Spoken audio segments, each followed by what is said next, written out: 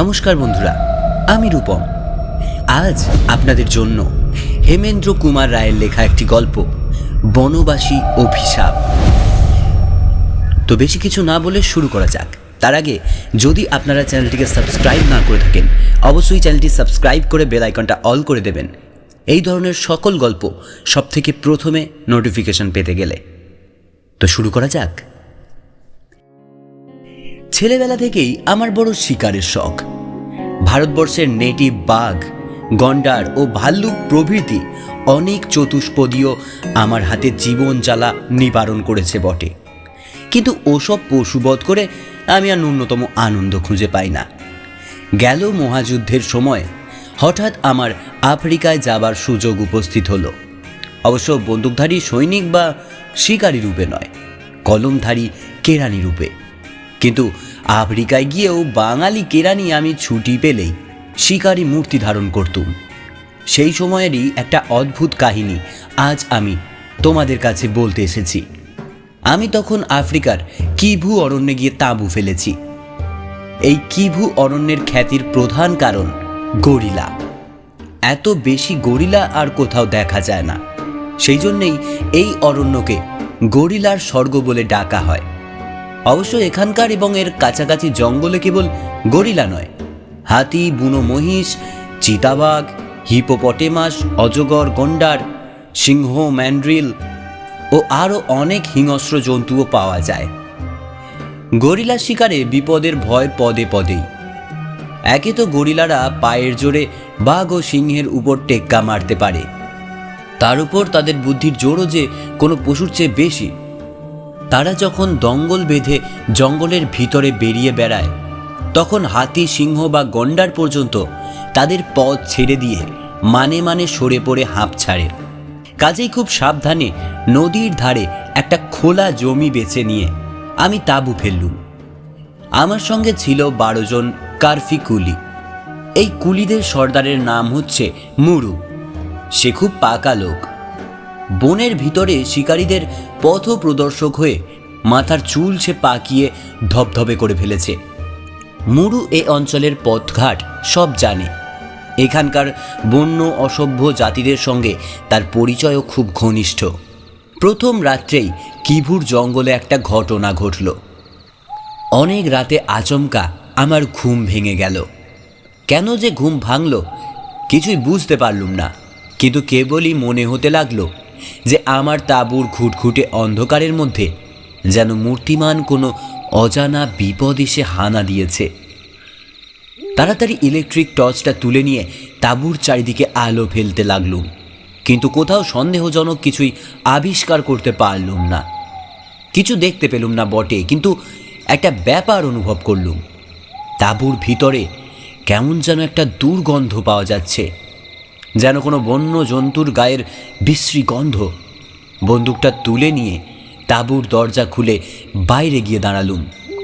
সামনের খোলা জমি চাঁদের আলোয় ধপধপ করছে। দূর থেকে নদীর কলরব ভেসে আসছে। নদীর ওপারে ছায়ামাখা অরণ্যের প্রাচীর নিষ্পন্দ হয়ে দাঁড়িয়ে আছে। কোথাও কোনো জীবজন্তুর ছায়া পর্যন্ত নেই। মিথ্যা ভয় পেয়েছি ভেবে আবার তাঁবুর ভিতরে এসে শুয়ে পড়লুম। পরদিন সকালে উঠেই টের পেলুম কাল রাতে আমি মিথ্যা ভয় পাইনি। আমার তাঁবুর ভিতরে সত্যিই কেউ অনাধিকার প্রবেশ করেছে। কারণ প্রভাতী চা তৈরি করতে গিয়ে আবিষ্কার করলুম আমার এক টিন বিস্কুট টেবিলের উপর থেকে বিনা নোটিশে অদৃশ্য হয়েছে। একেবারে নতুন টিন, এখনো খোলা হয়নি। যদি মনে করা যায় তাঁবুর ভিতরে কাল কোনো জন্তু এসে হাজির হয়েছিল, তাহলে সে জন্তু টিন নিয়ে যাবে কেন? বিস্কুটের বন্ধ টিন চিনতে পারে পৃথিবীর কোনো বনেই এমন কোনো জন্তু বাস করে না। গরিলারা অনেকটা মানুষের মতো দেখতে বটে এবং তাদের বুদ্ধিবলও যথেষ্ট, কিন্তু এয়ারটাইট বন্ধ টিনের মধ্যে যে খাবার থাকে এটা আন্দাজ করবার শক্তি নিশ্চয়ই তাদের নেই। তবে আর কিছু নয়, নিশ্চয়ই আমার কোনো লোভী কুলি এই কাজ করেছে। তখনই চেঁচিয়ে মুরুকে ডেকে সব কথা বললুম। মুরু সমস্ত শুনে কুলিদের কাছে গিয়ে খোঁজ খবর নিয়ে সে বলল, হুজুর, তারা কেউ আপনার বিস্কুটের টিন চুরি করেনি। আমি বললুম, তাই নাকি? তবে কি বলতে চাইছো তুমি? আমার বিস্কুটের টিন পায়ে হেঁটে বনের ভিতরে হাওয়া খেতে গেছে? মুড়ু মাথা চুলকাতে চুলকাতে বলল, না হুজুর, বিস্কুটের টিন যে হাওয়া খেতে যায় এ কথা কখনো আমি শুনিনি, কিন্তু সে যে কোথাও পালিয়েছে কুলিরা তা জানে না। আমি আর কিছু বললুম না। সেদিন সন্ধ্যার সময় হঠাৎ আকাশে মেঘ করে বৃষ্টি নামল। দুপুরবেলায় একটা বন মুরগি মেরেছিল, তারই মাংসে কারি বানিয়ে পেট ভরিয়ে সেদিন সকাল সকালই বিছানায় গিয়ে আশ্রয় নিলুম। ভিজে ঝোড়ো হাওয়ায় কিভু অরণ্যের ক্রুদ্ধ কোলাহল, উন্মাদিনী নদীর উচ্ছ্বাসিত জল তরঙ্গের আর্তনাদ ও আমার তাঁবুর চারিদিকে অশ্রান্ত বৃষ্টি নুপুর ধ্বনি শুনতে শুনতে আমি ঘুমিয়ে পড়লুম। এবং সে রাত্রে আমার স্বপ্নহীন সুখনিদ্রা ভাঙাবার জন্য তাঁবুর ভিতরে আর কোনো বিভীষিকা এসে সাড়া দিলে না। কিন্তু পরদিন সকালে উঠে আবার সেই দুষ্ট চোরের অপকীর্তি জানতে পারা গেল। আজ আর বিস্কুটের টিন নয়, পেটুক চোর আজ নিয়ে গেছে ভর্তি এক টিন চিনি। এ তো ভারী মুশকিলে ফেলেছে দেখছি। আমি এখন কোনো শহরে বাস করছি না যে ইচ্ছে করলেই বাজারে গিয়ে টপাটপ পয়সা ফেলে যত খুশি খাবার কিনে আনবো।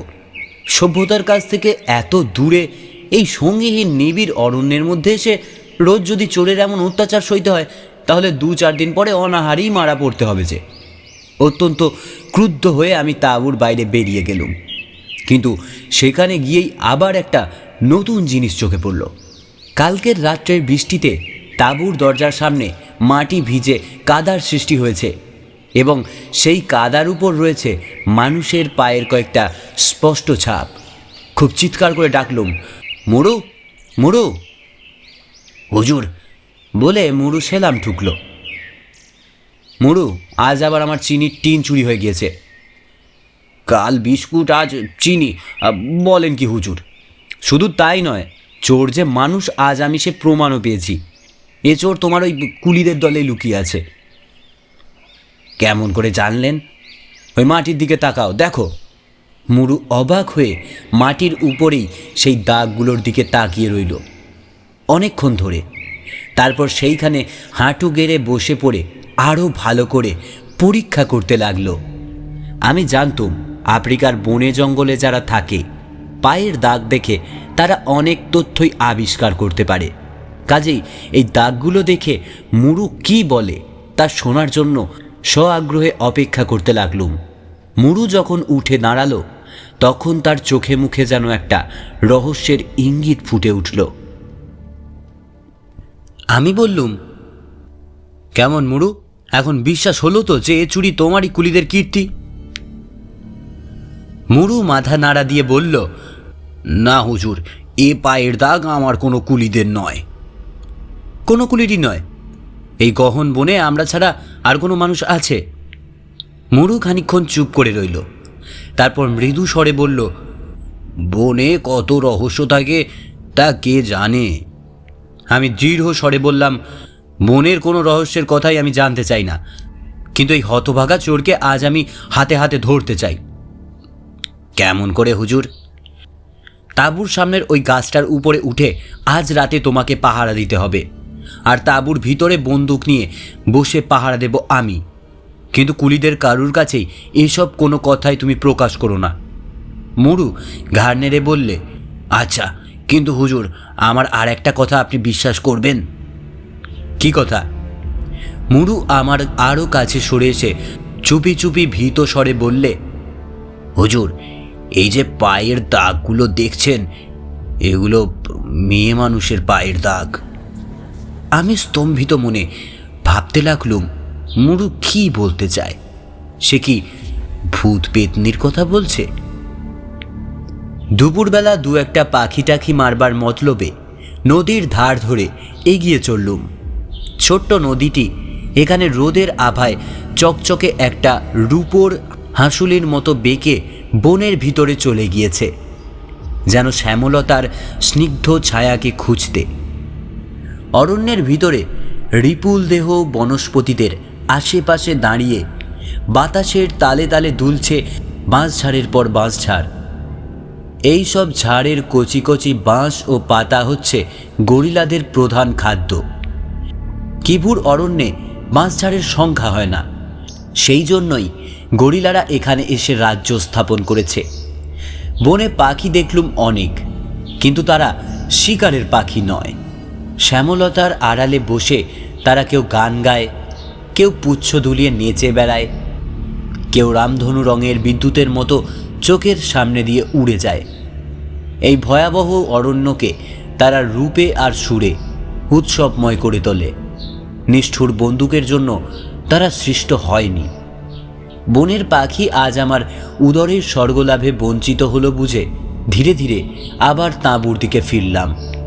কিন্তু কয়েক পা এগুবার পরেই নদীর ধারে একটা জিনিস আমার দৃষ্টি আকর্ষণ করল। বালির উপরে পড়ে কি একটা জিনিস সূর্যের আলোতে জ্বলজ্বল করে জ্বলছে। কৌতূহলী মনে কাছে গিয়ে অবাক হয়ে দেখলুম আমার বিস্কুটের টিনটা সেখানে কাত হয়ে পড়ে রয়েছে। বলা বাহুল্য, তার ভিতরে একখানা বিস্কুটও ছিল না। মহা বিস্ময়ে আমি একেবারে অভিভূত হয়ে গেলুম। মুড়ু বলে যে চোর আমার তাঁবুতে ঢুকেছিল সে নাকি স্ত্রীলোক, কিন্তু ভয়ানক এই কিভুর গহন বনে নরখাদক ব্যাঘ্র মত্ত হস্তির দল এবং তাদের চেয়ে ভীষণ হাজার হাজার গরিলা এখানে মূর্তিমান মৃত্যুর মতো বিচরণ করে। দিনের আলোকেই সাহসী পুরুষেরা এখানে প্রবেশ করতে আতঙ্কে মূর্ছা যায়। এমন জায়গায় রাতের বেলায় একাকিনী যে ভ্রমণ করতে পারে, কে সেই সাহসিনী নারী? আমি জানি কিভুর অরণ্যের সবচেয়ে কাছে যে গ্রাম আছে তাও এখান থেকে অন্তত 20 মাইল দূরে।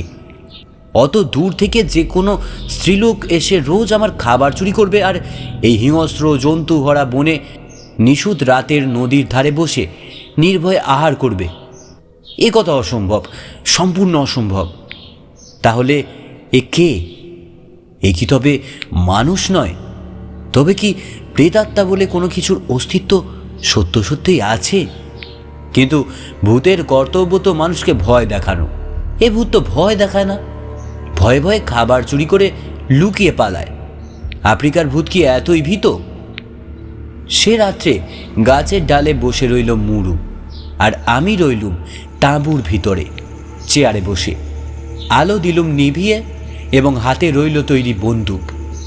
সারা রাত জেগে ঠায় বসে বসে জঙ্গলের নানান জীবজন্তুর গর্জন ও আর্তনাদ শুনতে লাগলুম, কিন্তু যার আশায় বসে আছি তার পদশব্দ শুনলুম না। ভোরের পাখির ডাক শুনে বাইরে বেরিয়ে এসে দেখলুম পূর্ব আকাশের অঞ্জনে সুন্দরী উষা প্রাত্যহিত হরির আবির খেলা শুরু করে দিয়েছে এবং গাছের উপর থেকে নেমে মুড়ু আসছে আমার তাঁবুর দিকেই। তিক্ত স্বরে বললুম, মুড়ু, আমাদের রাত জাগা সার হলো, চোর এলো না।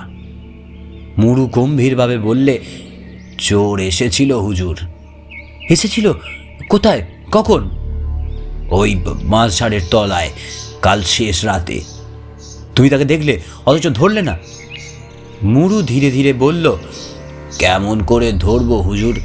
চাঁদের আলোয় দেখলুম হামাগুড়ি দিয়ে একটা ছায়ামূর্তি বাঁশঝাড়ের তলা থেকে বেরিয়ে এলো, তারপর খানিকটা মাটির উপরে স্থিরভাবে বসে রইল, তারপর বিদ্যুতের মতো আবার ঝুপসি গাছের তলায় গিয়ে মিলিয়ে গেল।